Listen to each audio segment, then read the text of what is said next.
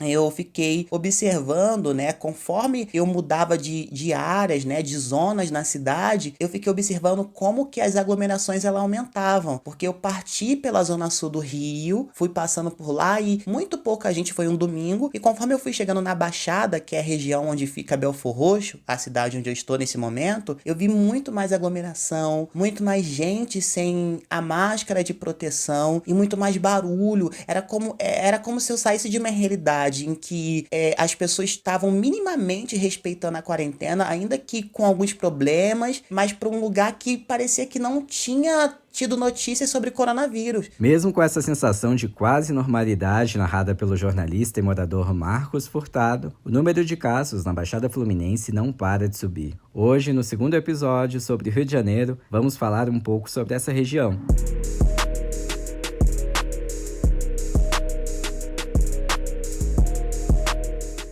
Oi, eu sou Wagner de Alencar e estou em Quarentena, podcast criado pela Agência Mural de Jornalismo das Periferias, com informações, histórias e relatos sobre a Covid-19. Apesar de morar na cidade do Rio de Janeiro, o Marcos Furtado, que conhecemos melhor no episódio de ontem, está passando o isolamento em Belfor Roxo, na Baixada Fluminense, onde ele nasceu e vive com a mãe, que trabalha como copeira em um hospital federal. E falando especificamente da Baixada Fluminense, que é uma região do estado do Rio, é uma região mais afastada do centro do estado e é uma região historicamente esquecida. Você escuta nos noticiários, ainda que de forma problemática, se falar sobre a Cidade de Deus, se falar sobre Vidigal, se falar sobre a Maré, se falar sobre a Rocinha, mas pouco você escuta, ou quase nunca, falar sobre Belfor Roxo, sobre Duque de Caxias, sobre São João de Meriti, que são cidades da Baixada Fluminense.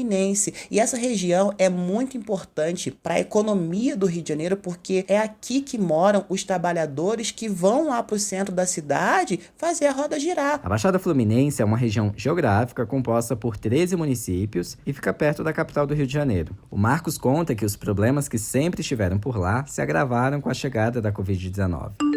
Os problemas aqui se tornam ainda mais graves. Tem muita falta a Baixada Fluminense. São João de Meriti, que é uma cidade aqui do lado de Belfor Roxo, não tem hospital. O prefeito colocou os hospitais em obra. E, gente, como que vai acontecer? Como que vai ser a dinâmica dessa pessoa que está com suspeita de Covid? A pessoa não vai para o hospital, a pessoa só vai para o hospital quando estiver morrendo. Então, isso é muito problemático. A situação aqui é triste. Problemas que a diarista Maria Antônia conhece muito bem, já que ela foi afetada pelo coronavírus. Ela vive em Duque de Caxias, cidade que também fica na Baixada.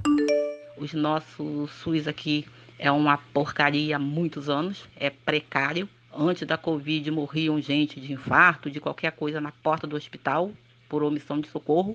Então, essa Covid só veio para nos mostrar uma capacidade que, na verdade, nunca tivemos. A Antônia tem 55 anos e mora com o filho e a nora. Ela faz parte do grupo de risco e ainda assim precisa trabalhar a cada 15 dias. Nesse vai e vem, ela diz que mesmo no começo da pandemia, nunca houve um isolamento social efetivo na cidade.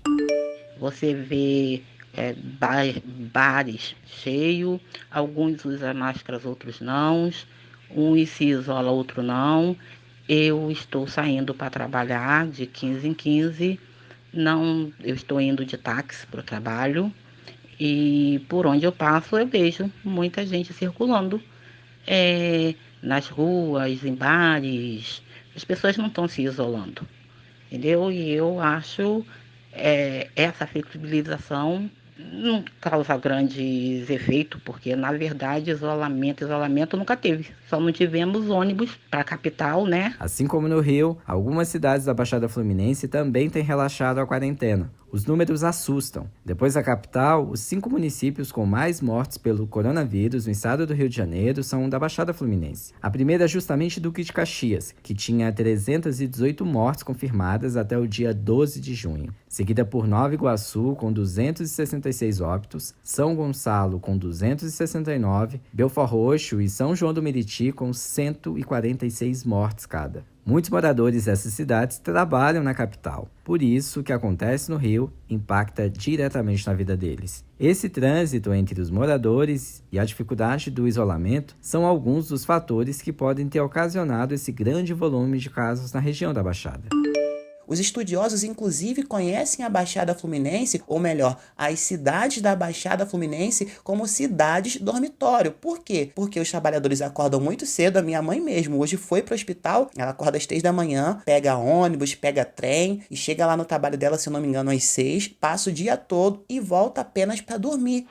Bom, seja no Rio de Janeiro ou em São Paulo, vale lembrar que a flexibilização do comércio não significa o fim da pandemia. Pelo contrário, no Brasil os números não param de crescer. Então já sabe, só saia de casa se for muito necessário. E nesses casos, vá de máscara e obedeça às orientações de distanciamento. Para te ajudar, o jornalista Marcos Furtado criou a cartilha Favela contra o Coronavírus. Ela é dividida em 4 partes e ganhou também uma série de vídeos com orientações do dia a dia. Para ter acesso ao material, é só acessar projetocolabora.com.br e buscar por cartilha.